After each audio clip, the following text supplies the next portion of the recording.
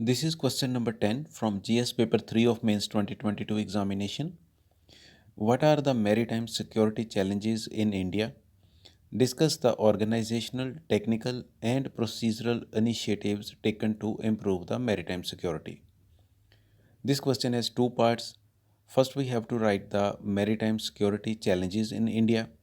Secondly, we have to write the three types of initiatives: organizational initiatives, technical initiatives, and procedural initiatives taken to improve the maritime security. Now, let's see the answer. There are several types of maritime security challenges. First one is long coastline. India has a long coastline of about 7,516 km. The security of this much long maritime border is itself a big challenge. Next is terrorism. 300 kg of explosives in 1993 Mumbai bomb blasts and terrorists of 2008 Mumbai terrorist attack had come through sea route. So terrorism is a big challenge in maritime security. Next is distant islands. India has its islands like Andaman and Nicobar and Lakshadweep Islands. So these are far away from its mainland. The security of these islands is a challenge. Next important one is China's threat. As per its strategy of string of pearls, China is increasing its presence in marine waters around India. China is present at Chittagong in Bay of Bengal, at Karachi and Gwadar Port in Arabian Sea, and at Hambantota Port in Indian Ocean. Increasing dominance of China in marine waters around India is a challenge to India's security. Next is piracy. Sea pirates are also a challenge. Many Indian trade ships and oil tankers pass through Gulf of Aden and Eastern Arabian Sea. Here, the pirates, armed with guns, grenades, take the ship crew hostage and loot the cargo and other valuable goods.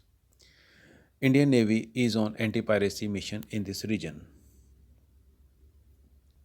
Rescue operations in sea due to accidents or natural disasters have always remained traditional maritime challenge. Smuggling of arms, drugs, human trafficking through sea route is a big challenge.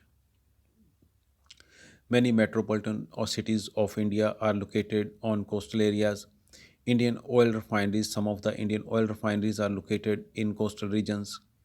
India's nuclear plants like Kalpakam nuclear plant, Kudukulam nuclear plant, Tarapur nuclear plant, so these are located near coastal areas. The security of all these is a big challenge. Illegal fishing is also a challenge for security agencies. Sometimes Indian fishermen cross Indian water and are arrested by navy of neighboring countries. Sometimes fishermen of Pakistan or Sri Lanka also enter in Indian waters. Now coming to second part of the question, various organizational, technical and procedural initiatives to improve maritime security. First one is organizational initiatives. Currently, coastal security of India is governed by a three-tiered structure. Indian Navy patrols the international maritime boundary line, while Indian Coast Guards do patrolling and surveillance up to 200 nautical miles. State Coastal or Marine Police performs boat patrolling in shallow coastal areas. Border Security Force has been deployed in Sar Creek areas of Gujarat and Sundarbans in West Bengal. Coastal security is reviewed periodically by National Committee for Strengthening Maritime and Coastal Security, constituted under chairmanship of Cabinet Secretary. In February 2022, India has set up an apex body, National Maritime Commission, to oversee maritime affairs and has appointed Maritime Security Coordinator as head of this body. Indian Navy, with cooperation of Army and Air Force, is going to create Maritime Theatre Command to strengthen the security of its island territories. Okay, the next is technical initiatives. Indian Coast Guards have been provided hovercraft to patrol in Sar Creek area. Varna, India's first human-carrying drone, has been inducted in Navy. It has strengthened Indian Navy. GPS-based boat tracking system has been introduced in several coastal states. This will help to keep track of boats sailing in sea. Indian naval ships have been equipped with advanced radars like Revati, which is a 3D surveillance radar. Indian naval ships are equipped with deadly ballistic missiles. India has a fleet of advanced submarines. Recently, India commissioned second aircraft carrier Vikrant in Navy. This will further strengthen maritime security. Satellite GSAT-7, which is also known as Rukmani, is used by Indian Navy for marine surveillance. In August 2022, Indian Navy signed Memorandum of Understanding with ISRO for data sharing and cooperation on satellite-based surveillance.